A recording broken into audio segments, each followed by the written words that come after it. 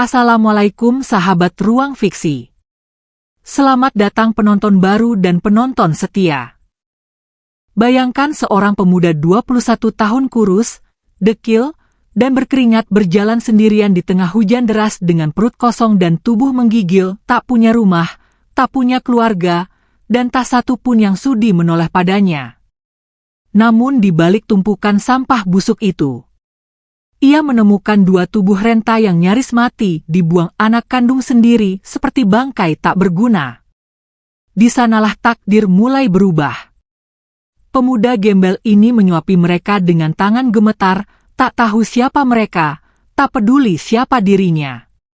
Dan di saat itulah, rahasia masa lalu yang menggetarkan pun terbuka. Siapa sebenarnya pasangan renta itu? Dan kenapa liontin tua di leher pemuda ini bisa membuat seorang pengusaha besar gemetar ketakutan? Namun sebelumnya, bagi yang beragama Islam saya sarankan untuk menuliskan sholawat Nabi Muhammad. Agar kelas sholawat ini menjadi saksi untuk mendapat syafaat di akhirat. Like dan subscribe ke channel ini sangat membantu menyebarkan dakwah Islam. Dan menjadi amal jariahmu yang tak akan putus sampai hari kiamat. Mari kita mulai kisahnya. Hujan turun deras sejak sore. Angin menderu memecah malam yang kelam. Di antara genangan air dan suara gemuruh petir, tampak seorang pemuda kurus berjalan tertatih. Tubuhnya hanya dilapisi jaket lusuh penuh tambalan. Wajahnya tirus, matanya sayu, dan langkah kakinya melemah seiring dingin yang menembus hingga ke tulang. Namanya Reno. Usianya 21 tahun. Sejak kecil hidupnya sudah terbuang.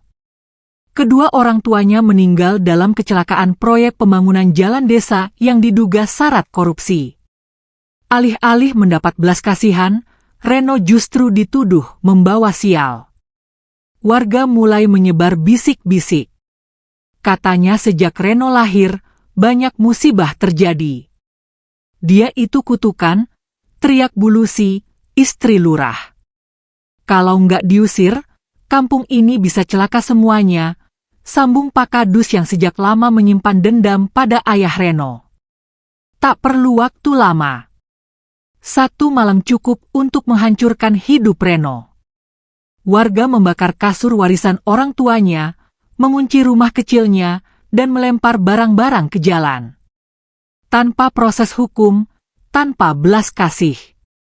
Hanya karena satu keyakinan bahwa ia adalah sumber sial. Reno berdiri di depan rumah yang dulu penuh kenangan. Kini hanya tersisa arang dan abu. Matanya berkaca-kaca. Tangannya menggenggam liontin kecil milik ibunya, satu-satunya peninggalan yang tersisa. Tidak ada tempat untuk kembali. Tidak ada orang yang peduli. Ia berjalan pelan meninggalkan desa. Tubuhnya diguyur hujan, wajahnya tak lagi menampakkan harapan. Malam itu ia tidur di bawah jembatan kecil, beralaskan kardus basah, berselimutkan karung goni yang ia pungut di pasar. Perutnya kosong. Tubuhnya menggigil. Esoknya ia mencoba mengais sisa makanan di pasar desa. Tapi bentakan pedagang menerjang. "Hei, jangan sentuh sampah itu. Mau bawa sial warung saya?" Reno hanya menunduk. Tangannya gemetar. Padahal ia tak mencuri. Hanya lapar. Hanya butuh sesuap nasi basi untuk bertahan. Tapi tak ada yang peduli. Semua hanya melihatnya sebagai pembawa kutukan. Malam-malam berikutnya, Reno tidur berpindah-pindah. Kadang di emper toko yang sudah tutup, kadang di bawah pohon dekat kuburan. Tak ada pelukan. Tak ada panggilan nama.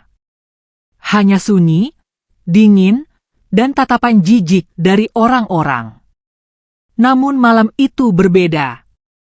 Saat menyusuri tempat pembuangan sampah di pinggiran kota, ia mendengar suara lirih.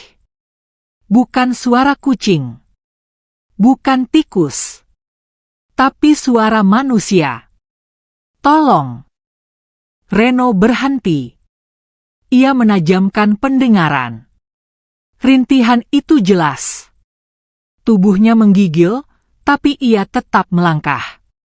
Ia menyibak tumpukan kardus, plastik, dan sobekan kasur kotor. Bau menyengat menusuk hidungnya, tapi ia tak peduli. Tangannya menyapu sampah satu persatu hingga akhirnya dua tubuh renta tergeletak di antara tumpukan limbah. Wajah mereka pucat. Kulit mereka dingin. Mata mereka terbuka namun lemah. Reno mematung. Napasnya terhenti sejenak. Siapa mereka? Kenapa bisa ada manusia dibuang seperti ini? Ia tak tahu siapa mereka, tapi ia tahu satu hal. Mereka sedang sekarat. Dan tak ada siapapun yang peduli. Ia membuka jaket lusuhnya dan menyelimuti tubuh si nenek. Lalu duduk di samping mereka sambil menahan gemetar. Ia tak punya makanan. Tak punya rumah. Tapi malam itu, untuk pertama kalinya, Reno merasa harus menyelamatkan orang lain lebih dulu sebelum menyelamatkan dirinya sendiri. Dan disinilah semuanya dimulai. Di antara sampah, bau busuk, dan dinginnya malam. Tangan kecil Reno merangkul dua jiwa yang dibuang darah dagingnya sendiri.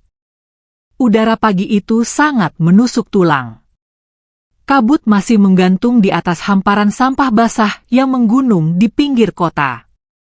Lalat berkerumun, tikus-tikus kecil berlarian, dan bau busuk menyeruak ke segala arah. Namun di tengah kekacauan itu, di sebuah sudut yang nyaris tak terlihat, duduk seorang pemuda kurus, dengan tubuh setengah menggigil, memeluk dua orang tua renta yang belum juga sadarkan diri. Reno menatap wajah mereka bergantian. Kulit mereka dipenuhi luka, bengkak, dan lebam. Rambut mereka kusut tak terurus. Nafas si nenek tersengal, tubuhnya menggigil hebat. Sementara si kakek hanya bisa membuka mata sebentar-sebentar sebelum kembali terpejam.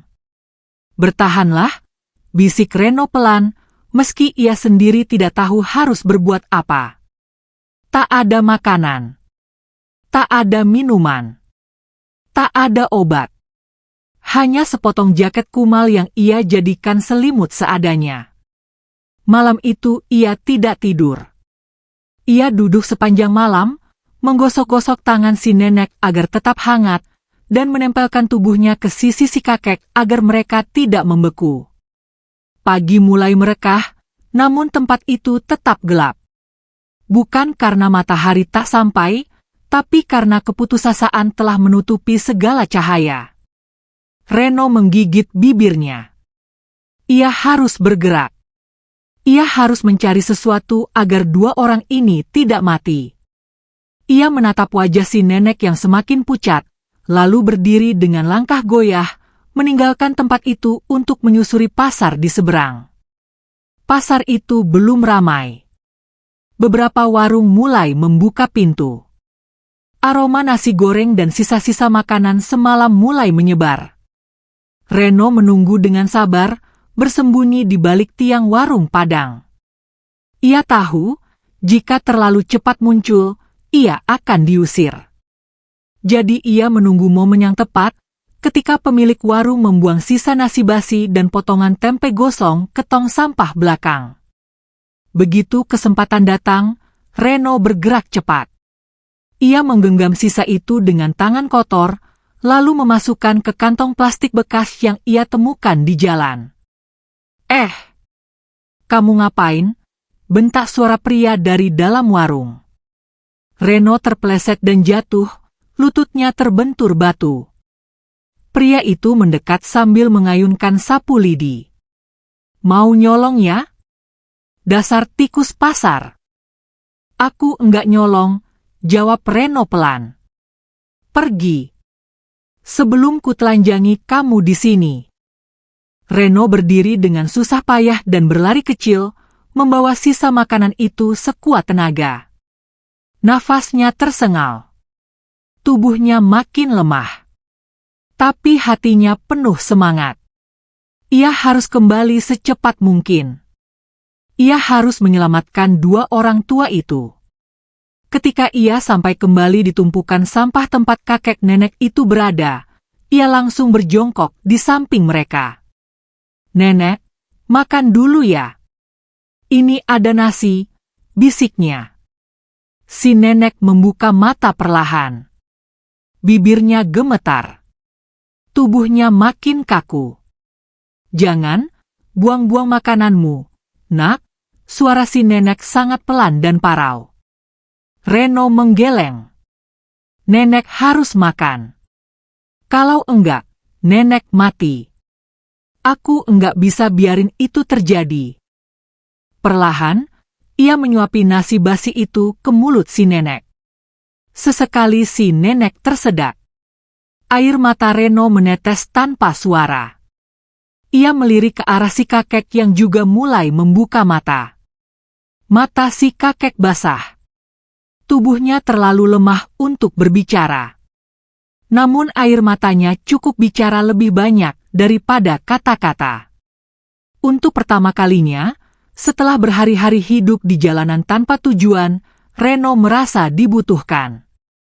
Bukan sebagai beban, bukan sebagai kutukan, tapi sebagai penolong. Hari-hari berikutnya berjalan lambat. Reno terus mengais sisa makanan. Ia menyuapi kakek dan nenek itu setiap pagi dan malam. Ia memeluk mereka saat angin malam bertiup kencang. Ia menjadi anak bagi mereka, dan mereka menjadi satu-satunya keluarga yang ia punya, meski belum tahu siapa mereka sebenarnya. Namun kota ini tetap kejam. Orang-orang yang lewat hanya menoleh sejenak, lalu berlalu. Tak ada yang bertanya. Tak ada yang menawarkan bantuan. Bahkan beberapa dari mereka menertawakan dari kejauhan. Pantesan, tempat ini makin bau. Ada sarang bangkai manusia rupanya, ujar seorang pemuda dengan seragam kantor sambil tertawa di depan teman-temannya. Reno menunduk, menahan amarah. Tapi ia tak menjawab. Ia hanya memeluk si nenek lebih erat, mencoba menjadi selimut bagi tubuh renta itu. 5 hari berlalu. 5 hari tanpa dokter. 5 hari tanpa obat. Dan pada hari kelima, si nenek mulai menggigil hebat. Bibirnya membiru. Nafasnya satu-satu. Reno panik. Ia meninggalkan tempat itu dan berlari ke jalan utama. "Tolong! Nenek saya sakit," serunya kepada siapa saja. Seorang ibu yang baru keluar dari minimarket mengerutkan dahi. "Maaf ya, saya sibuk. Enggak ada waktu bantu pengemis." Seorang satpam mendekat, mengangkat pentungan. "Jangan bikin keributan. Pergi sana." Reno berlari kembali ke tempat pembuangan dengan wajah sembab dan dada sesak. Ia berlutut di samping si nenek dan menggenggam tangannya. "Nenek, jangan mati ya, aku belum tahu siapa kalian. Tapi kalian satu-satunya yang aku punya." Si kakek duduk lemah di samping mereka. "Anak kecil, kenapa kamu tolong kami?" Suaranya pelan. Reno menatap mata si kakek. "Karena enggak ada yang nolong aku dulu, dan aku tahu rasanya." Si kakek menunduk. Bibirnya bergetar. Tak ada kata-kata. Hanya isak tertahan. Keesokan paginya, saat matahari mulai naik, si nenek membuka mata perlahan. Ia melihat Reno duduk memeluk lutut di pojok, wajahnya tertunduk letih. Kemudian, matanya tertumbuk pada liontin kecil yang menggantung di leher Reno. Bentuknya bulat, dari perak, dengan ukiran bunga melati di tengahnya. Si nenek tertegun. Tubuhnya gemetar. Tangannya perlahan meraih liontin itu. "Dari mana kamu dapat ini?" tanyanya pelan. Reno mengangkat wajah. Dari ibu. Dari kecil aku selalu pakai ini. Ibu bilang jangan pernah dilepas. Si nenek meneteskan air mata. Tangannya gemetar semakin kuat. Bunga melati, ini cuma dibuat 2 di dunia, 1 untukku, 1 lagi untuk. Ia tak sanggup melanjutkan kalimatnya.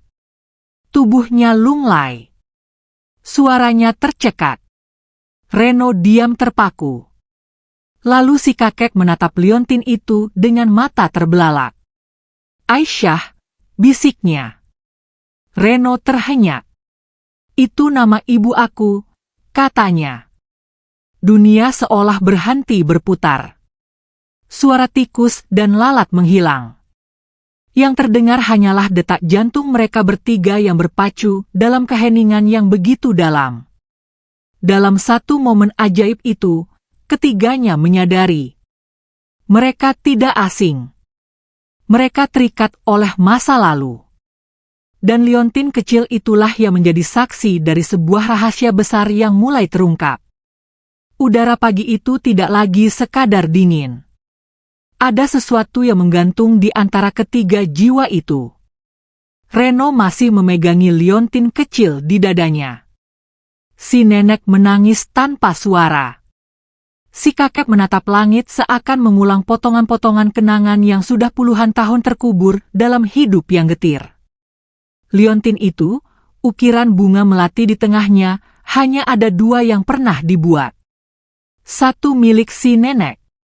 1 lagi ia berikan kepada sahabat terdekatnya dahulu, seorang wanita bernama Aisyah. Wanita yang saat itu seperti adik sendiri. Wanita yang bertahun-tahun lalu menghilang tanpa kabar, hanya menyisakan 1 janji, kalau suatu hari mereka tak bisa bertemu, anak dari Aisyah akan membawa liontin itu untuk menemukan jalan pulang. Reno masih belum sepenuhnya mengerti, tapi ia tahu ini bukan kebetulan. Saat nama ibunya disebut, hatinya bergetar. Ibu, namanya Aisyah, ucapnya lirih, seolah tak percaya. Kakek memejamkan mata, suaranya serak. Aisyah, wanita yang kami anggap seperti anak sendiri, yang dulu kami rawat waktu ia kabur dari rumahnya karena tekanan hidup. Aku ingat betul. Sahut si nenek sambil menghapus air matanya. Aisyah selalu bilang, aku cuma punya 2 harta, anakku dan liontin ini. Reno menggenggam liontin itu lebih erat. Ia seperti melihat sosok ibunya kembali, berdiri di antara mereka, tersenyum dengan hangatnya yang selama ini hanya bisa ia ingat dalam bayang.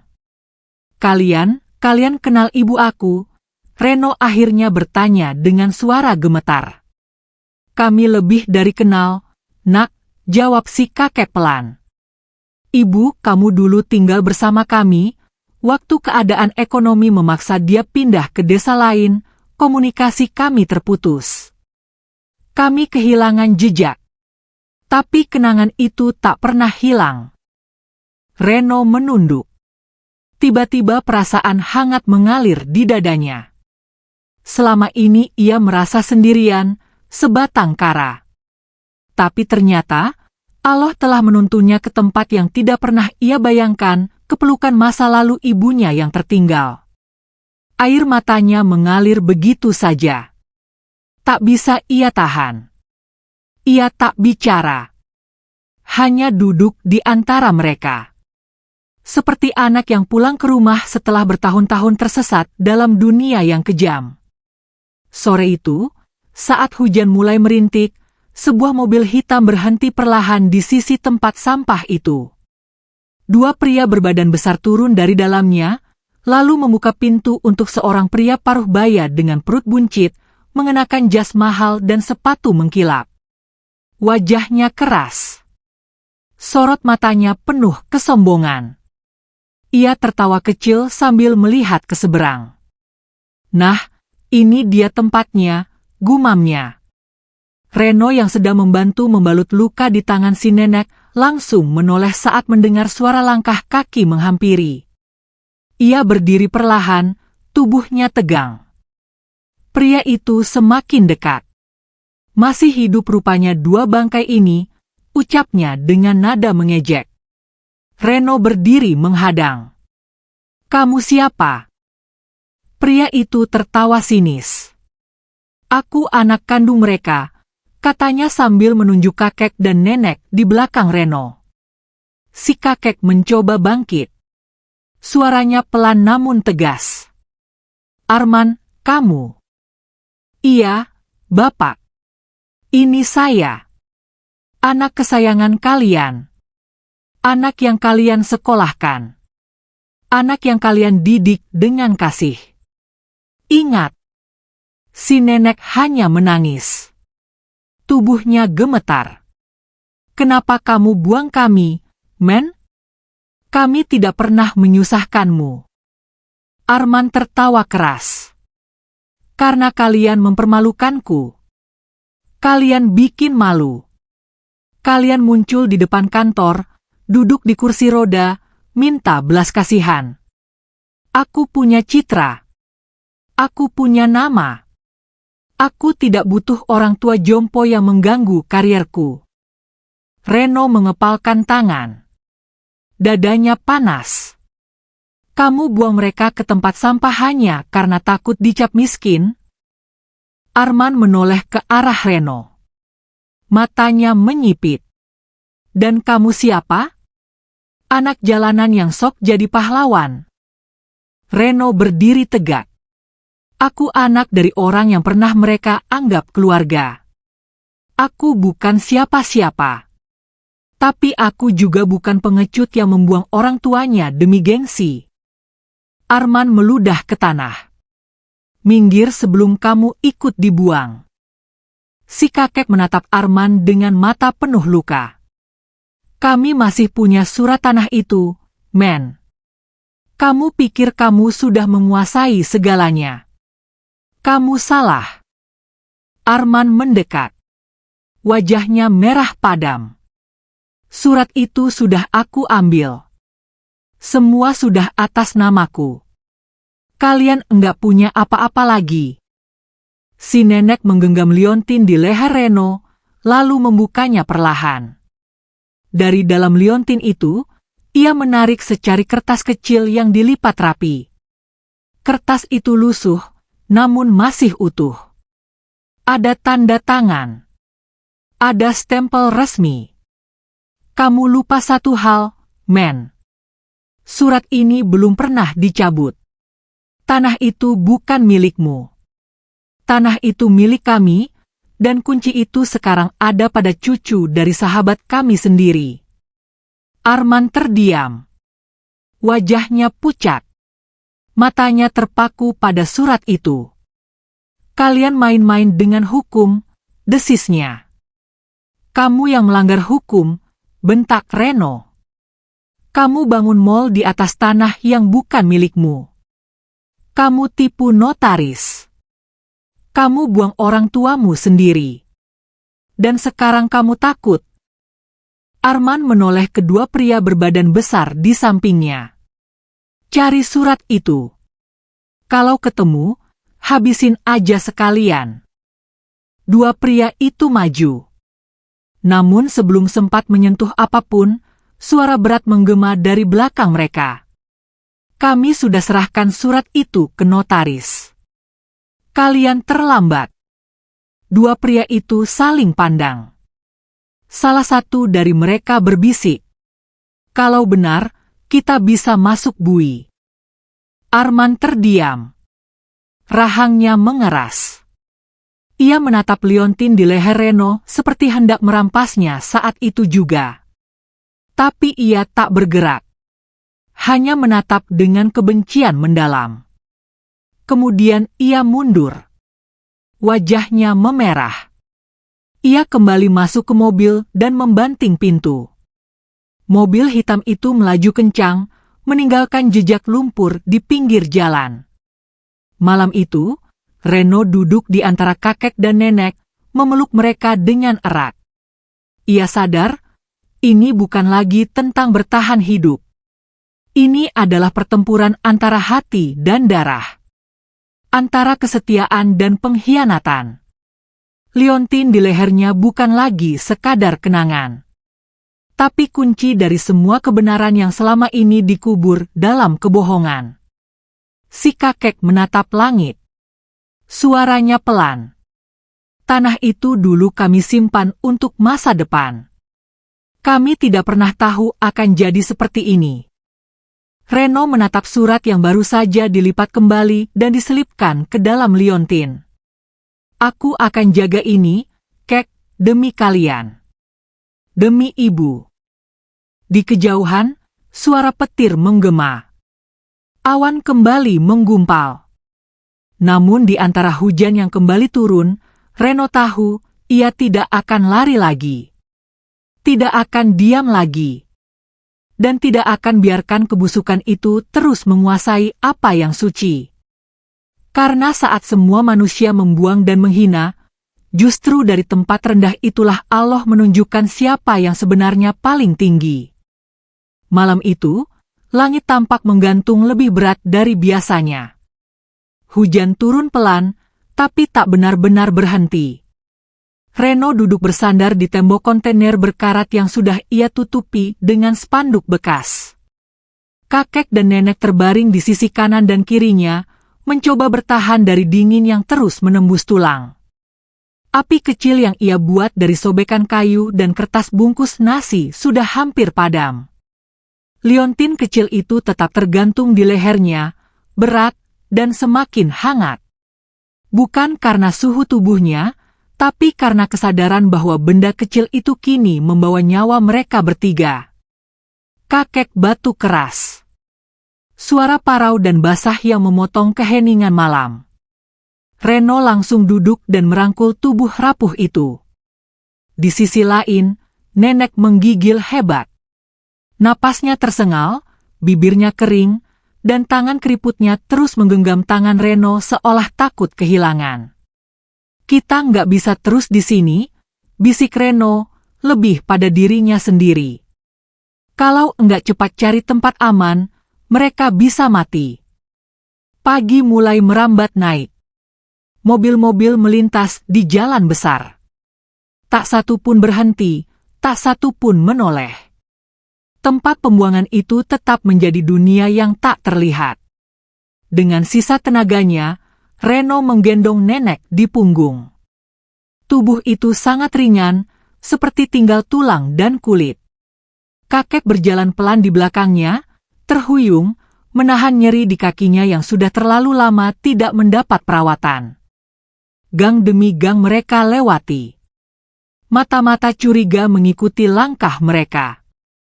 Tatapan jijik, komentar sinis, dan ketidakpedulian menyelimuti perjalanan pendek itu. Sampai akhirnya, mereka tiba di depan sebuah klinik kecil di pinggir pasar. Reno mengetuk pintu dan berseru, "Tolong, nenek saya sakit. Dia demam dari kemarin." Seorang petugas jaga muncul dari balik tirai. Laki-laki setengah baya dengan wajah kaku dan tangan menyilang. Ini bukan rumah sakit umum.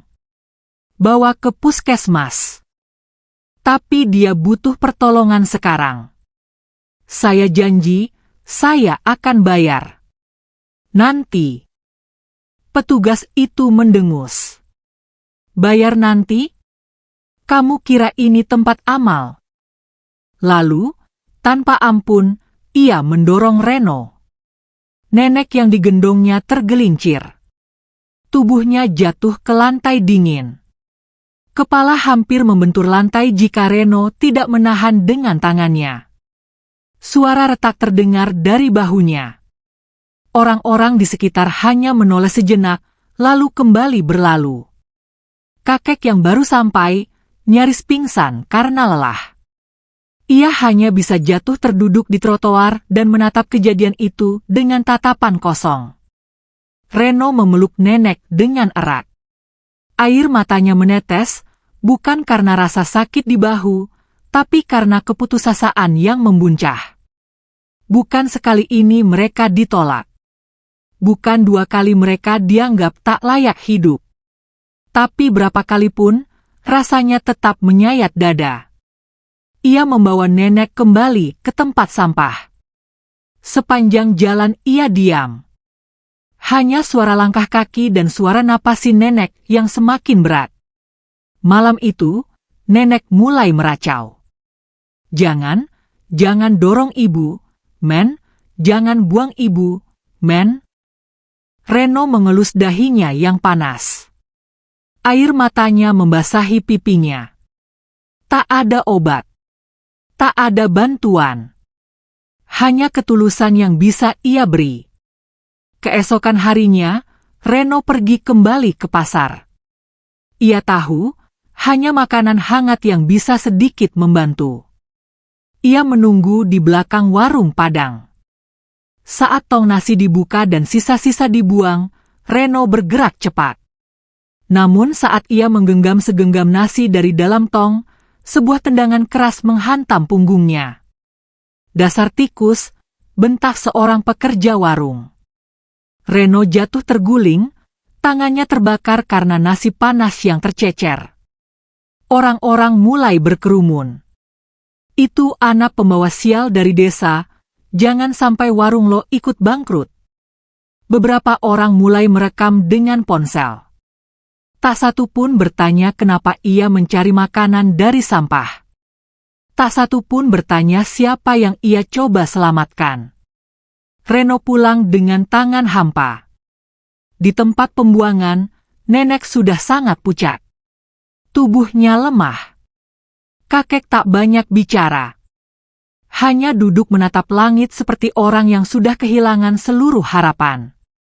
Namun saat malam keempat tiba, suasana berubah. Sebuah mobil hitam berhenti diam-diam di kejauhan. Arman turun bersama dua pria bertubuh besar dan satu koper di tangan. Wajahnya tegang. Suaranya dingin. Cari suratnya, katanya pelan.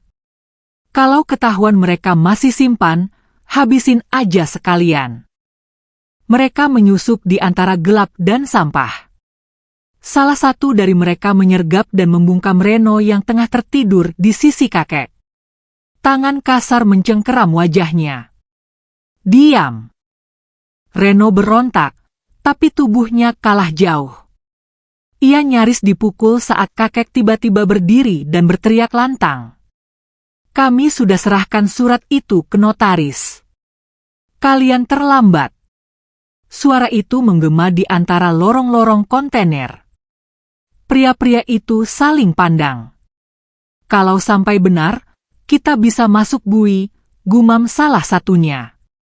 Arman berdiri di kejauhan, melihat semuanya dari balik kaca mobil. Wajahnya merah padam. Ia tak berani turun. Ia memukul dashboard dengan keras. Mereka pergi. Reno menggigil. Bukan karena takut, tapi karena kesadaran bahwa nyawa mereka nyaris hilang malam itu. Ia memeluk kakek dan nenek lebih erat dari biasanya. Ia tahu, ini bukan sekadar tentang tanah atau warisan. Ini adalah perang. Perang antara darah durhaka dan hati yang penuh luka.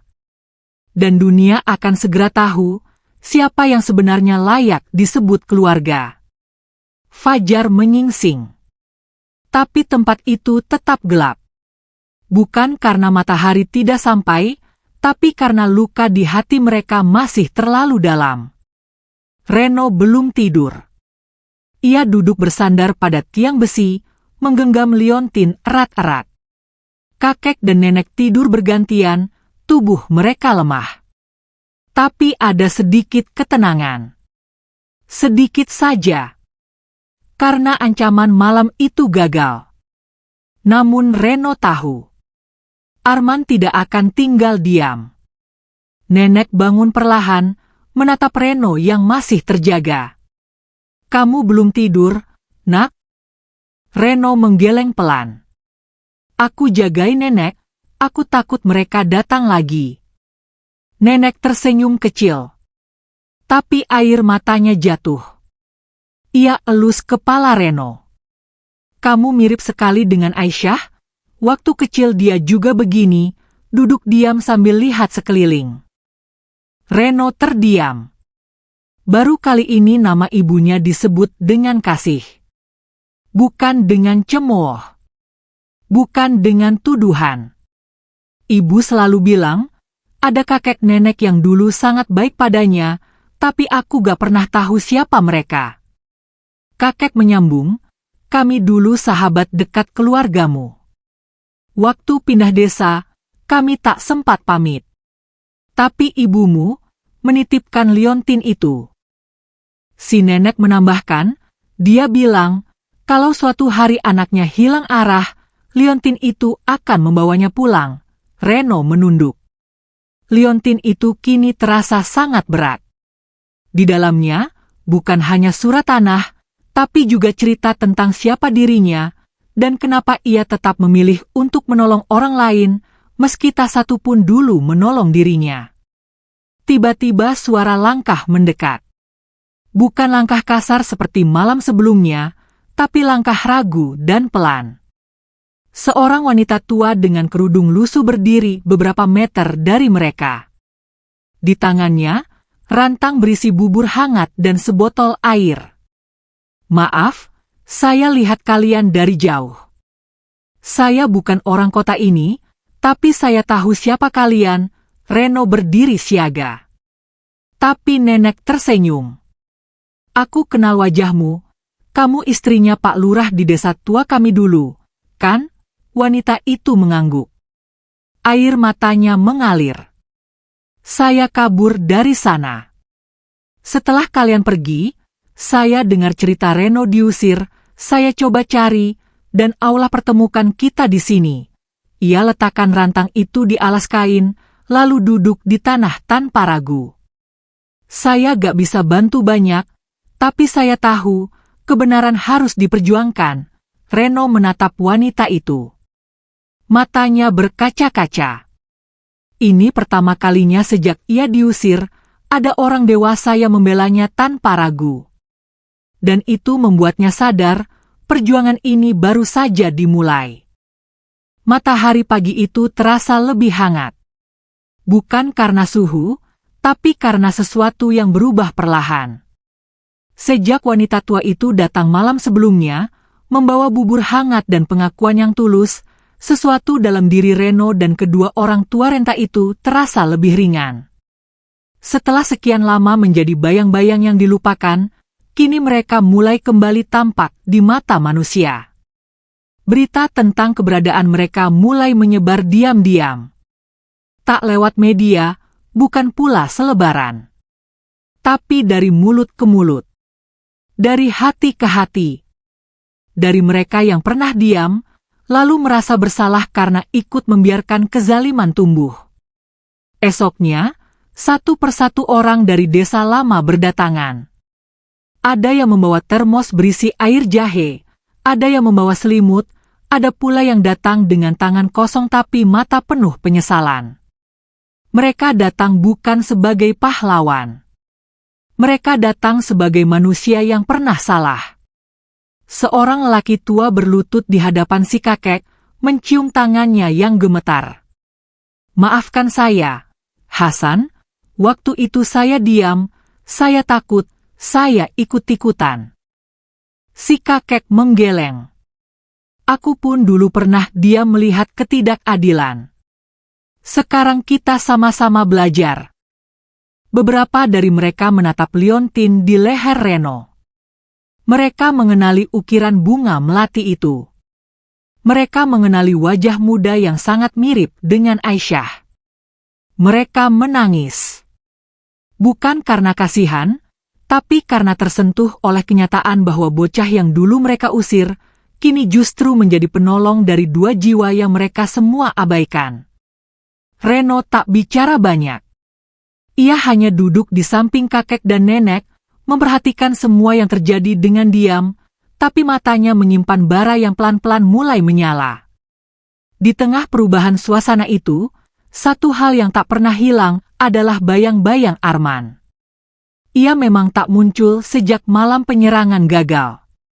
Tapi semua orang tahu, Arman tidak akan menyerah.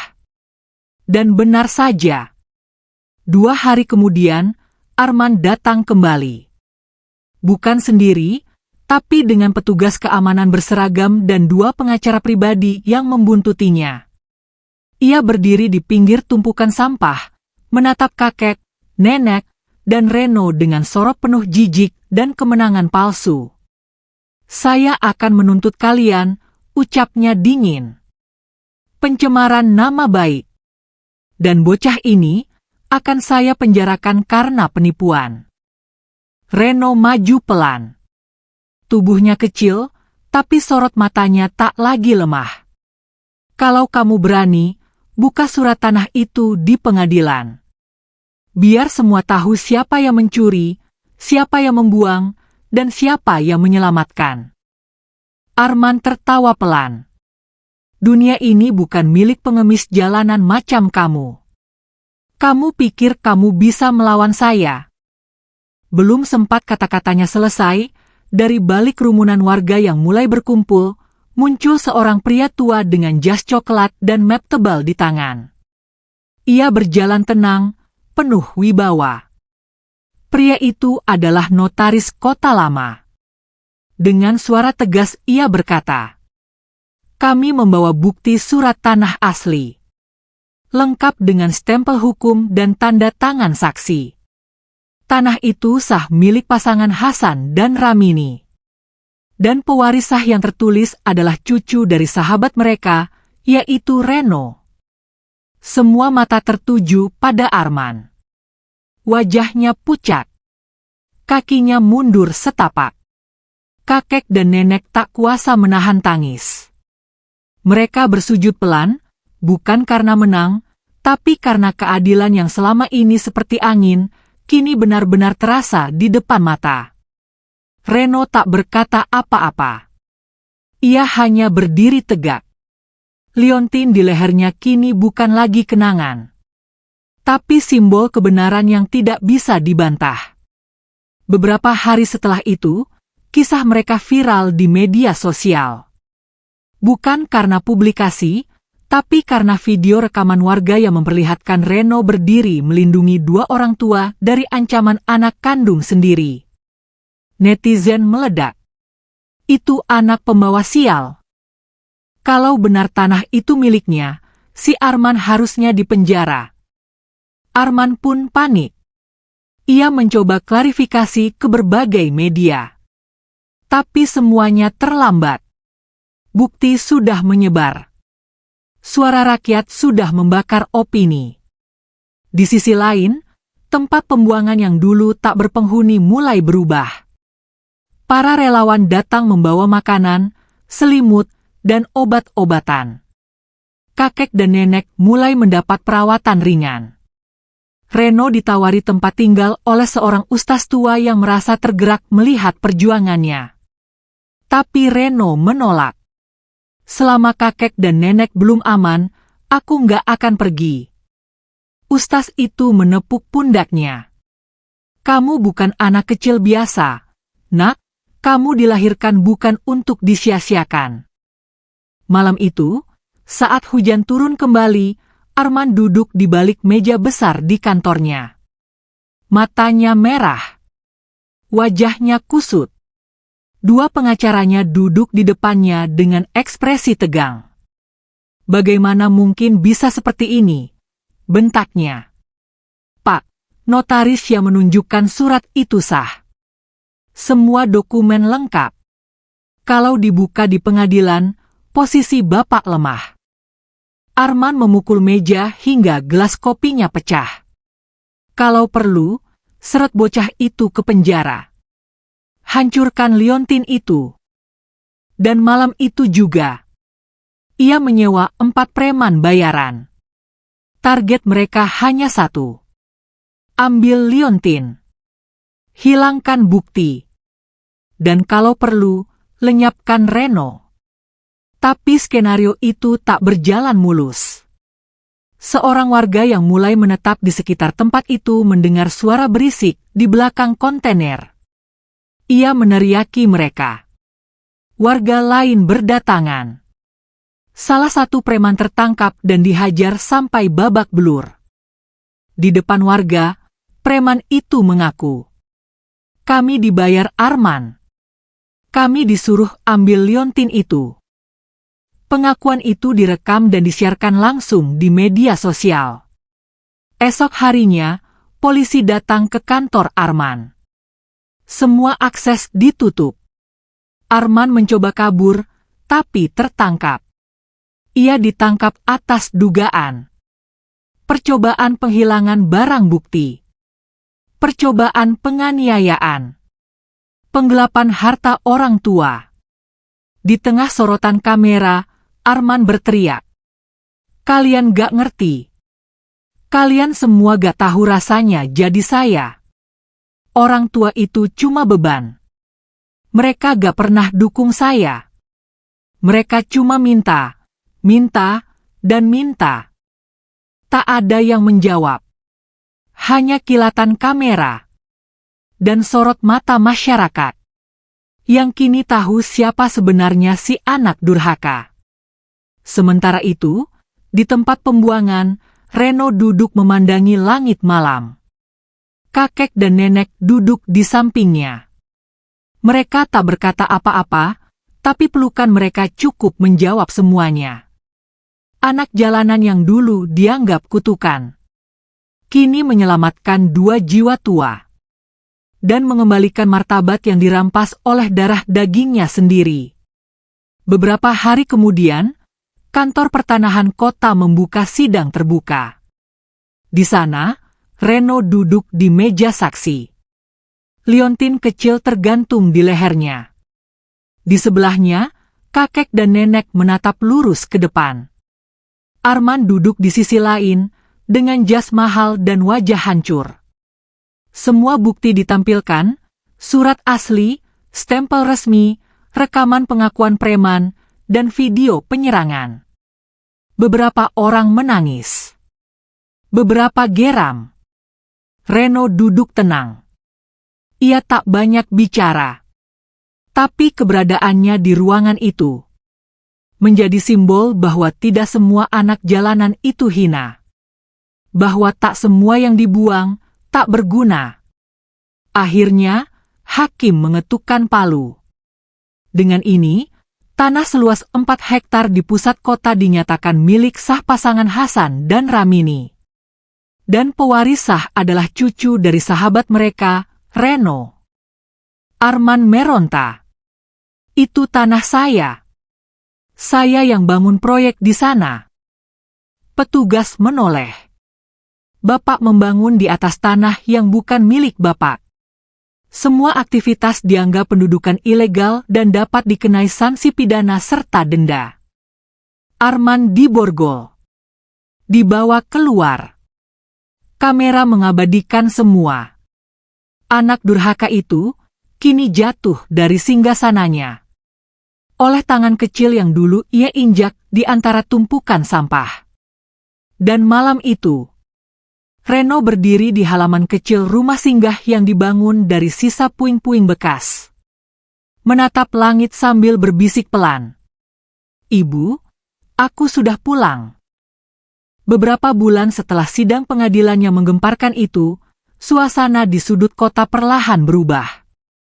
Tempat pembuangan sampah yang dulu menjadi sarang keputusasaan kini telah berganti wajah. Dari tanah yang dulu ditinggalkan dan dihina, berdirilah sebuah kawasan kecil yang diberi nama Kampung Pelukan. Nama itu bukan asal sebut. Ia lahir dari peluh, air mata, dan doa mereka yang pernah dibuang. Kampung ini bukan perumahan mewah. Rumahnya hanya dari kayu sederhana, dindingnya dari triplek kuat yang dicat ulang hasil sumbangan relawan. Tapi kampung itu menyimpan kehangatan yang tak bisa ditemukan di bangunan beton bertingkat. Reno kini bukan lagi pemuda gembel yang tidur di bawah jembatan. Ia tinggal di rumah kayu kecil di tengah kampung pelukan bersama kakek dan nenek. Pagi-pagi ia menyapu halaman, membagi sarapan kepada lansia yang tinggal di sana, dan menyambut anak-anak jalanan yang baru datang dengan senyuman dan pelukan. "Kamu enggak salah lahir, Kamu cuma belum ketemu rumah yang benar, ucapnya setiap kali menerima orang baru yang datang dengan wajah lelah dan penuh luka. Kakek, yang dulu nyaris tak bisa berdiri, kini sibuk mengatur jadwal konsultasi kesehatan gratis. Nenek, meski tubuhnya tak sekuat dulu, tetap semangat memasak di dapur umum bersama ibu-ibu relawan. Kampung Pelukan menjadi rumah bagi yang pernah kehilangan, bagi yang pernah dianggap beban, bagi yang pernah dibuang, tapi memilih untuk bangkit. Namun ketenangan itu tidak berlangsung lama. Suatu pagi, Reno sedang membantu membetulkan atap rumah kecil di ujung kampung ketika seorang relawan datang tergesa. Wajahnya pucat, tangannya gemetar sambil memegang selebaran. "Reno, kamu harus lihat ini." Reno turun dari tangga dan membaca selebaran itu. Matanya membelalak. Tenggorokannya tercekat. Gugatan pengambil alihan tanah Kampung Pelukan. Atas nama istri kedua Arman. Sebuah nama yang belum pernah muncul. Tapi kini datang dengan tuduhan bahwa Arman pernah menandatangani akta hibah tanah sebelum ditahan, dan bahwa istri sahnya kini berhak atas seluruh lahan itu. Reno menggenggam selebaran itu kuat-kuat. Dalam hati ia mengulang, ini belum selesai. Suasana Kampung Pelukan mendadak tegang. Beberapa warga tua menangis. Sebagian relawan bingung. Anak-anak kecil bertanya-tanya kenapa dapur tak jadi dibuka pagi itu. Kakek dan nenek memandangi halaman dari teras rumah mereka. Wajah mereka sayu, tapi tidak panik. "Ini cuma ujian terakhir," kata si kakek pelan. "Ujian untuk tahu apakah rumah ini dibangun dari batu atau dari air mata." Reno tak ingin tinggal diam. Hari berikutnya, ia bersama tim relawan hukum mengumpulkan seluruh dokumen asli. Surat tanah sah, saksi-saksi pembangunan, notaris yang pernah hadir di pengadilan, serta rekaman video penolakan Arman sebelumnya. Sidang digelar secara terbuka. Ratusan warga Kampung Pelukan berjalan kaki ke gedung pengadilan. Mereka datang bukan dengan amarah, tapi dengan harapan. Bukan dengan tuntutan, tapi dengan hati yang ingin tetap punya rumah. Istri kedua Arman muncul di ruang sidang dengan pakaian mewah, perhiasan mencolok, dan senyum sinis yang tak menyentuh matanya. Ia duduk bersama dua pengacara mahal yang meyakinkan bahwa Kampung Pelukan dibangun di atas harta yang bisa mereka kuasai kembali. Hakim membuka sidang. Semua dokumen diperiksa. Lalu giliran saksi dipanggil. Seorang nenek berdiri pelan. Langkahnya goyah, suaranya gemetar. "Kalau bukan karena Reno, saya sudah mati di pinggir jalan," katanya sambil menahan tangis. "Dia anak kecil yang memikul beban yang seharusnya kami tanggung. Tanah ini bukan soal warisan. Ini tempat kami menyambung hidup." Satu demi satu warga Kampung Pelukan berdiri. Mereka bukan orang penting. Bukan tokoh. Bukan pejabat. Mereka hanya manusia biasa dengan luka yang pernah diabaikan. Dokter dari relawan kesehatan ikut bersaksi. Ustaz yang mendampingi Reno sejak awal ikut angkat suara. Bahkan petugas kepolisian yang dulu menangkap Arman pun hadir dan memberikan testimoni soal penyerangan malam hari. Reno berdiri terakhir. "Saya dulu diusir, ditendang, dibilang kutukan. Tapi saya tahu, semua orang butuh tempat pulang. Dan tanah ini bukan milik saya. Ini milik mereka yang selama ini tak pernah dianggap." Hakim mengetuk palu. Gugatan ditolak. Suasana ruang sidang hening sejenak. Lalu pelukan.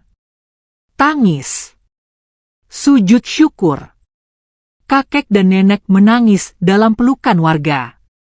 Reno menunduk dalam-dalam lalu bersujud di lantai pengadilan. Ia tak menangis. Hanya diam. Tapi jiwanya bersorak sekeras mungkin. Beberapa bulan berlalu, Kampung Pelukan diresmikan oleh Lembaga Kemanusiaan Dunia sebagai zona pemulihan jiwa dan martabat. Konsepnya diadopsi oleh beberapa kota besar. Anak-anak jalanan diberi ruang. Orang tua terlantar dipanggil kembali sebagai ibu dan bapak. Kampung Pelukan bukan lagi hanya sebuah titik di peta. Ia jadi simbol dari kemenangan manusia atas ketidakadilan. Reno, ia tetap tinggal di rumah kayu kecil itu. Tetap menyapu halaman setiap pagi. Tetap membagi sarapan. Dan tetap memeluk mereka yang datang. Kamu enggak salah lahir, ucapnya pada seorang anak baru. Kamu cuma belum ketemu rumah yang benar. Namun jauh di balik tembok penjara, Arman duduk dalam diam. Rambutnya tak lagi rapi. Wajahnya pucat. Sorot matanya kosong. Ia menonton berita Kampung Pelukan dari TV tua di sudut ruangan. Seorang janda tua diwawancarai sambil menangis. Saya dibuang anak saya ke jalan, tapi Reno dan keluarganya peluk saya. Saya enggak pernah dipanggil ibu lagi sejak belasan tahun, sampai kemarin. Arman menunduk. Wajahnya menegang. Pengacaranya berbisik. Pak, sebaiknya ajukan banding, atau setidaknya minta pengurangan hukuman. Arman tidak menjawab. Ia hanya menatap langit-langit, dan dalam hati bertanya. Kenapa bukan aku yang dicintai? Namun langit tetap diam. Karena langit tidak mencintai kedurhakaan. Siang itu di Kampung Pelukan, Reno menerima undangan dari lembaga pendidikan luar negeri. Beasiswa penuh hingga kuliah. Bukan karena nilai, tapi karena kisah hidup yang menyentuh dunia. Saat berita itu dibacakan, semua relawan bersorak. Namun Reno hanya tersenyum kecil.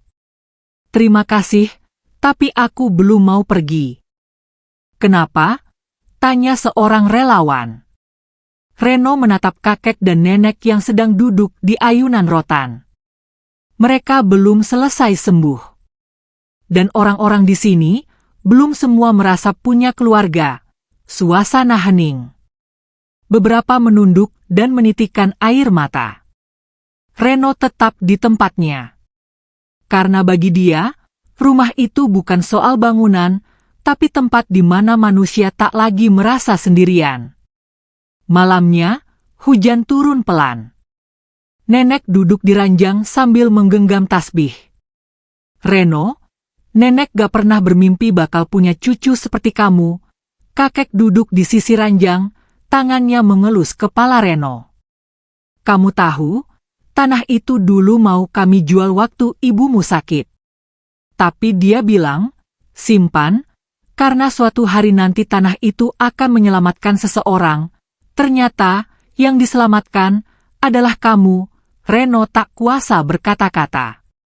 Ia hanya menunduk, menggenggam liontin itu. Di dalamnya bukan hanya surat tanah, tapi cerita tentang siapa dirinya. Dan kenapa Allah menaruh luka di hatinya sejak kecil? Karena ternyata, luka itulah yang kelak akan menjadi pelindung bagi mereka yang terluka lebih dalam. Fajar menyingkap lembut di atas Kampung Pelukan. Suara adzan subuh berkumandang dari musola kecil yang dibangun dari sumbangan warga. Bau masakan sayur bening dan nasi kukus mulai menyeruak dari dapur umum. Anak-anak kecil berlarian di tanah lapang, mengenakan baju bekas namun dengan senyuman baru yang bersinar.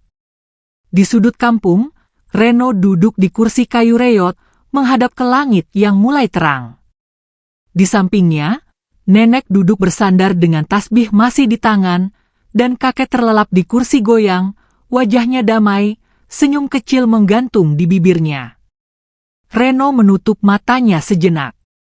Angin pagi menyapu wajahnya dengan tenang. Hari ini, tidak ada ancaman, bisiknya pelan. Tidak ada fitnah, tidak ada lemparan batu, tidak ada kata kutukan. Tapi belum sempat ia berdiri dari duduknya, seorang relawan muda berlari dari arah gerbang sambil membawa ponsel. Wajahnya tegang. "Reno, ada yang harus kamu lihat." Reno bangkit dan menghampiri. Di layar ponsel itu terpampang siaran langsung dari kantor berita lokal. Seorang reporter berdiri di depan gedung pengadilan negeri, membacakan berita yang membuat dada Reno mendadak sesak. Istri kedua Arman kembali mengajukan gugatan banding atas putusan sebelumnya. Ia menyatakan ada harta lain yang belum terungkap dan mengklaim bahwa kampung pelukan dibangun di atas lahan dengan kepemilikan ganda yang dipalsukan. Reno menarik napas panjang. "Mereka belum selesai," gumamnya. Di belakangnya, beberapa warga kampung pelukan mulai berkumpul. Wajah-wajah yang dulu sudah menemukan rumahnya, kini kembali dirundung bayang-bayang pengusiran. "Apa mereka akan hancurkan tempat ini lagi?" tanya seorang nenek yang baru 3 pekan tinggal di sana. Reno menatap wajah-wajah yang berkumpul. Ada bayi dalam gendongan ibu muda. Ada lansia yang duduk di kursi roda. Ada remaja yang dulu hidup di trotoar kini membawa kitab suci dan belajar di musola. Semua memandangnya. Ia sadar, dirinya bukan hanya anak jalanan lagi. Sejak kampung ini berdiri, ia telah menjadi sandaran. Dan kini, sekali lagi, ia harus berdiri paling depan. Hari berikutnya, Reno dan tim hukum kembali ke pengadilan. Semua dokumen asli dibawa. Notaris yang dulu hadir kembali datang. Bahkan perwakilan dari Lembaga Kemanusiaan Internasional ikut menyaksikan jalannya sidang. Istri kedua Arman tampil dengan gaya mewah, wajah angkuh, dan nada bicara tinggi. "Kami punya salinan sertifikat yang membuktikan bahwa Arman adalah pemilik sah tanah ini. Dan sebagai istri sah, saya mewarisi semuanya." Hakim mengetuk palu pelan. "Silakan buktikan di depan semua." Reno tidak gemetar. Tidak takut. Ia hanya duduk dengan tenang, liontin masih tergantung di lehernya. Satu demi satu bukti ditampilkan. Dan satu demi satu, saksi bicara. Mereka bukan ahli hukum. Bukan orang penting. Mereka hanya orang-orang yang pernah diselamatkan oleh kehadiran kampung pelukan. Seorang anak kecil maju ke depan. Usianya tidak lebih dari 8 tahun. Tubuhnya kurus. Wajahnya bersih. Dengan suara pelan, ia berkata, "Sebelum tinggal di sini, aku tidur di belakang pasar. Aku enggak pernah sekolah. Aku dipukuli tukang parkir. Reno yang temuin aku." Ia lalu menunjukkan buku tulis dan berkata, "Sekarang aku bisa baca. Aku mau jadi dokter. Biar nenek-nenek di sini enggak sakit lagi." Hakim terdiam sejenak. Seorang pemuda lain maju. "Saya dulunya tukang mabuk. Saya pernah coba bunuh diri. Tapi ustaz kampung pelukan bilang, kalau dunia belum peluk kamu, kami akan peluk duluan. Sekarang saya jadi marbot." Seluruh ruangan sunyi. Bahkan pengacara lawan menunduk. Akhirnya, hakim membaca putusan. Gugatan ditolak. Dan semua sertifikat asli telah dikonfirmasi tidak pernah berpindah tangan. Kampung pelukan adalah sah milik keluarga Hasan dan Ramini, dan diteruskan kepada cucu mereka, Reno. Hampir semua yang hadir menangis. Beberapa bersujud. Reno memeluk kakek dan nenek di pelataran gedung. Mereka tak bicara. Hanya menangis. Karena ini adalah kemenangan terakhir. Yang tak akan digugat lagi oleh siapapun. 1 bulan kemudian, Kampung Pelukan diresmikan sebagai zona pemulihan trauma nasional. Wartawan dari luar negeri datang meliput. Video Reno saat memeluk orang tua yang dibuang tersebar luas. Ia diundang berbicara dalam berbagai forum. Tapi ia selalu menolak undangan pergi jauh. Aku belum bisa jauh dari sini, katanya pada setiap undangan yang datang. Karena rumah ini belum selesai dibangun, bukan bangunannya, tapi jiwanya. Suatu malam, nenek memanggil Reno dari dalam kamar. "Nak, duduklah." Reno duduk di sisi ranjang. Kakek pun sudah duduk bersandar di sisi lain, menggenggam tangan istrinya. "Kami sudah tua, Reno, mungkin esok kami tidak bangun lagi." "Jangan ngomong begitu, Nek. Dengar dulu, kalau kami tiada nanti, kampung ini milikmu. Bukan karena surat, tapi karena hati. Bukan karena darah, tapi karena pengorbananmu." Reno menggeleng pelan. "Aku cuma ingin kalian bahagia." "Kami bahagia, Nak, karena Allah telah ganti luka kami dengan cucu sebaik kamu." Malam itu mereka bertiga berpelukan lama. Angin menyapu perlahan, dan langit terasa sangat dekat. Dan Reno tahu, pelukan itu bukan sekadar pelukan. Itu adalah pelukan dari langit yang selama ini diam. Esok harinya, langit menyala terang. Anak-anak bernyanyi di lapangan. Dapur umum mengeluarkan aroma nasi hangat. Dan para lansia duduk berjejer sambil mendengarkan dongeng dari relawan muda. Reno berdiri di depan mushola, memperhatikan semuanya. Ia tersenyum. Di dadanya, liontin itu masih tergantung. Dan di hatinya, satu keyakinan kini tak pernah hilang. Bahwa semua luka akan menemukan rumahnya. Hari-hari di Kampung Pelukan kembali mengalir dengan damai. Sejak kemenangan terakhir di pengadilan, suasana di sana benar-benar berubah menjadi pelabuhan bagi jiwa-jiwa yang sebelumnya karam. Reno makin sering berdiri di bawah pohon besar dekat lapangan kecil, tempat anak-anak bermain sambil tertawa riang. Di tangannya, selalu ada segelas teh hangat buatan nenek, dan di dadanya, liontin perak itu terus menggantung, seakan menjadi nadi dari semua yang kini hidup di sekelilingnya. Setiap hari, wajah-wajah baru datang. Ada lansia terlantar yang ditemukan di kolong jembatan. Ada ibu muda yang lari dari rumah karena kekerasan. Ada bocah lelaki dengan bekas luka lama di punggungnya. Dan semua disambut. Bukan dengan tanya-tanya. Bukan dengan curiga. Tapi dengan kalimat sederhana yang tak pernah gagal membuka hati. "Kamu enggak salah lahir. Kamu cuma belum ketemu rumah yang benar." Tapi malam itu, Kampung Pelukan terasa ganjil. Awan menggumpal cepat, angin berubah arah. Lampu-lampu di sepanjang gang kecil mulai berkedip-kedip.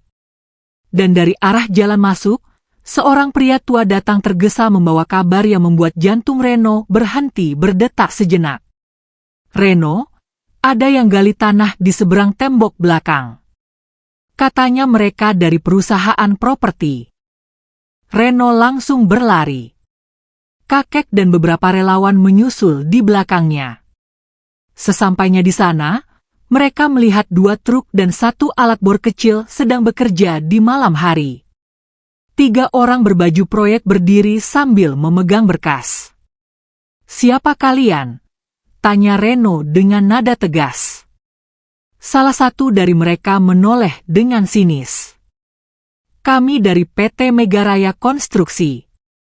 Kami mendapat izin eksplorasi dari pemilik lahan." "Pemilik lahan? Lahan ini milik Kampung Pelukan," bentak salah satu warga. "Mohon maaf, menurut surat terbaru, lahan ini sebagian masih dalam sengketa dan dimiliki oleh pihak lain." "Pihak lain siapa?" Reno maju, dadanya berdebar. Anak dari istri kedua almarhum Arman. Semua terdiam. Beberapa warga mulai gemetar. Suara bor kembali menyala. Tanah yang baru beberapa bulan ini diberkahi ketenangan, kini kembali bergemuruh dari bawah. Esoknya, Reno dan tim hukum kembali menyisir seluruh dokumen kepemilikan. Ternyata, Arman sebelum ditangkap pernah membuat surat hibah fiktif atas sebagian kecil sisi belakang lahan, tanah yang belum sempat diperiksa saat sidang sebelumnya. Dan anak dari istri keduanya, seorang remaja pria berusia 18 tahun, sekarang menggugat hak atasnya. Pengacaranya, firma hukum terkenal yang dulu pernah menangani kasus mafia tanah. Reno menatap semua itu dalam diam. Bukan karena takut, tapi karena marah. Marah karena tanah ini tidak pernah dianggap sebagai tempat pulih oleh mereka. Hanya angka. Hanya aset. Hanya materi. Dalam sepekan, aktivitas pengeboran terus berlangsung. Beberapa rumah di Kampung Pelukan mulai merasakan getaran. Anak-anak mulai bertanya kenapa dapur umum tak lagi masak seperti biasa. Beberapa lansia yang baru merasakan tidur di kasur hangat kini kembali menangis. "Apakah kami harus pergi lagi?" tanya seorang nenek yang dulu ditemukan di trotoar pabrik. Reno tak menjawab. Ia hanya duduk di samping nenek itu dan memeluknya. Pada hari Jumat pagi, saat semua warga berkumpul untuk sholat duha dan zikir bersama, suara keras dari arah bor terdengar seperti ledakan kecil. Semua berlari ke arah belakang. Lubang bor terbuka, dan dari dalamnya muncul cairan kehitaman yang menyembur. Petugas proyek bersorak. Minyak mentah. Ada sumur minyak. Suara itu seperti petir di siang bolong. Dan dalam hitungan jam, berita itu menyebar. Kampung Pelukan dibangun di atas ladang minyak. Semua berubah drastis. Surat panggilan pengadilan datang. Kali ini disertai perintah penghentian sementara aktivitas kampung hingga status sengketa diselesaikan. Media mulai datang. Beberapa wartawan berdiri di gerbang kampung, mengangkat kamera dan melemparkan pertanyaan tajam. "Benarkah kalian tinggal di atas tanah miliaran rupiah dan tidak tahu? Apa ini motif asli membangun Kampung Pelukan?" Reno hanya menatap mereka. Dan malamnya, ia kembali duduk di kursi reot, liontin masih di dadanya, tapi kali ini terasa dingin. Dingin karena dunia kembali ingin merampas apa yang telah ia perjuangkan. Hari berikutnya, sidang darurat dibuka. Reno berdiri sendiri. Pengacara Kampung Pelukan datang terlambat karena intimidasi. Anak dari istri kedua Arman duduk di seberang. Di belakangnya, pengacara, investor, dan perwakilan dari 2 perusahaan minyak besar. Di sisi Reno hanya ada satu map coklat lusuh, dan puluhan warga Kampung Pelukan yang datang tanpa kursi. Mereka berdiri di belakang ruangan, seperti bayang-bayang yang tak diundang. Hakim membuka sidang. Suara palu bergema. Dan Reno tahu, saat ini bukan hanya tanah yang dipertaruhkan, tapi rumah bagi jiwa-jiwa yang sudah lelah ditolak. Satu demi satu argumen hukum dilontarkan. Data, peta, dan rekaman satelit diperlihatkan. Sumur minyak itu benar-benar ada. Karena ini, maka Kampung Pelukan dapat dikategorikan sebagai wilayah potensial eksploitasi negara. Maka kami minta hak eksplorasi kami tidak dihalangi, kata salah satu pengacara. Reno akhirnya berdiri. Kalian tahu, waktu pertama kali saya datang ke tanah ini, saya bukan siapa-siapa. Saya hanya gembel yang tidur di bawah jembatan, dianggap kutukan, dan dibuang. Suara Reno pelan, tapi menggema. Tapi tanah ini menerima saya. Bukan karena saya berharga.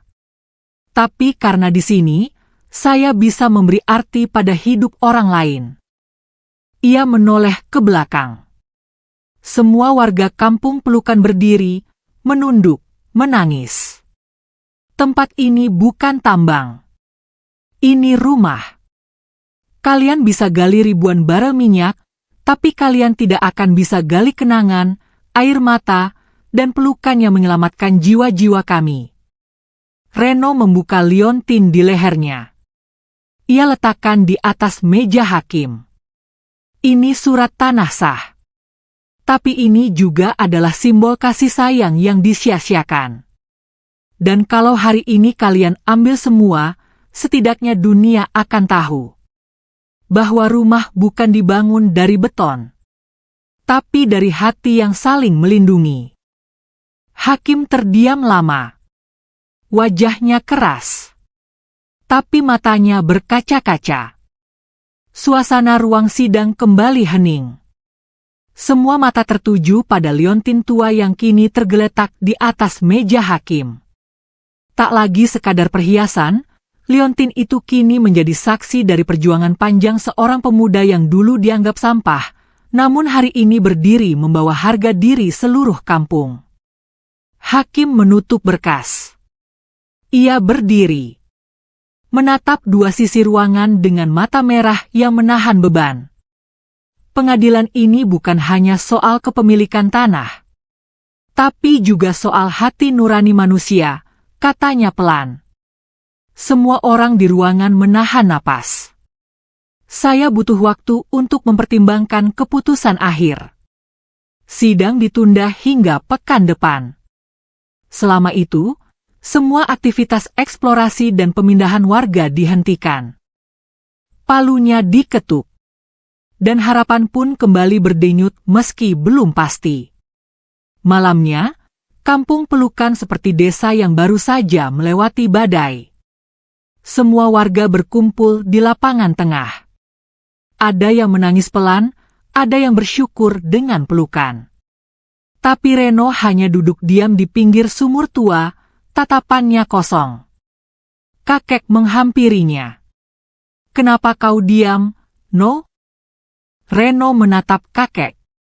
"Aku takut, Kek, kalau aku kehilangan ini semua." Kakek duduk di sampingnya. Tangannya menepuk pelan bahu cucu angkatnya itu. "Kalau yang kau bangun berasal dari ketulusan, Allah gak akan biarkan hancur, Nak." Reno mengangguk, tapi dalam hatinya, gemuruh belum reda. 3 hari kemudian, kejadian tak terduga mengguncang kampung Pelukan.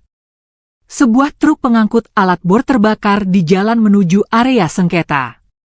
Polisi datang. Beberapa pekerja proyek melarikan diri. Dan di antara kerumunan, salah satu warga menemukan sesuatu yang membuat semua rahasia akhirnya terungkap. Sebuah ponsel dengan rekaman suara. Rekaman itu berdurasi lebih dari 5 menit. Dan isinya bukan hanya ancaman, tapi juga pengakuan. Suara pria paruh baya yang diduga dari pihak investor menyebutkan bahwa ladang minyak itu sebenarnya sudah diketahui sejak 6 tahun lalu. Arman, pengusaha yang kini telah tiada, sudah tahu cadangan minyak itu, dan memang berencana menjual tanahnya dengan harga tinggi ke konglomerat asing. Tetapi, rencana itu gagal karena Arman ditangkap dalam kasus penggelapan dan pencucian uang. Lalu, setelah ia meninggal, beberapa rekannya berusaha meneruskan skema itu lewat anak-anak tirinya dengan menggugat balik tanah yang dulu ia tinggalkan. Dan rekaman itu adalah bukti kunci. Esoknya, tim hukum Reno segera membawa rekaman itu ke pengadilan. Sidang luar biasa digelar. Kali ini, suasana berubah drastis. Pengacara dari pihak penuntut tampak panik. Seorang perwakilan perusahaan berusaha menyogok hakim secara halus dan langsung ditahan di tempat. Semua topeng terbuka. dan kampung pelukan kembali mendapat kekuatan yang sempat direbut. Hakim berdiri. Dengan suara lantang dan tanpa ragu, ia berkata, berdasarkan bukti baru yang tidak terbantahkan, pengadilan memutuskan bahwa seluruh tanah kampung pelukan adalah sah milik yayasan yang dikelola oleh saudara Reno. Hak eksplorasi dan ekspansi dinyatakan tidak berlaku. Semua upaya perebutan dihentikan secara permanen. Dan semua bentuk intimidasi akan ditindaklanjuti oleh kejaksaan. Ruangan meledak oleh tangis bahagia. Reno jatuh berlutut. Tangannya menggenggam liontin itu erat. Dan dari matanya, mengalir air mata yang bukan hanya tentang kemenangan, tapi tentang pembuktian bahwa dirinya, yang dulu dianggap kutukan, telah menjadi penolong bagi ribuan jiwa. Hari-hari setelah itu adalah lembaran baru. Kampung pelukan kini menjadi pusat pelatihan keterampilan. Anak-anak belajar seni dan sains. Ibu-ibu membuat kerajinan tangan. Lansia berkebun dan membaca kitab di pendopo. Reno sendiri ditawari banyak penghargaan. Tapi ia menolak masuk TV. Menolak menjadi tokoh terkenal.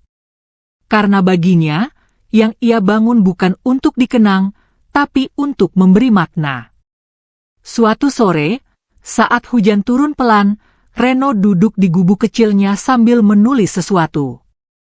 Nenek datang dan duduk di sampingnya. "Kamu nulis apa, No?"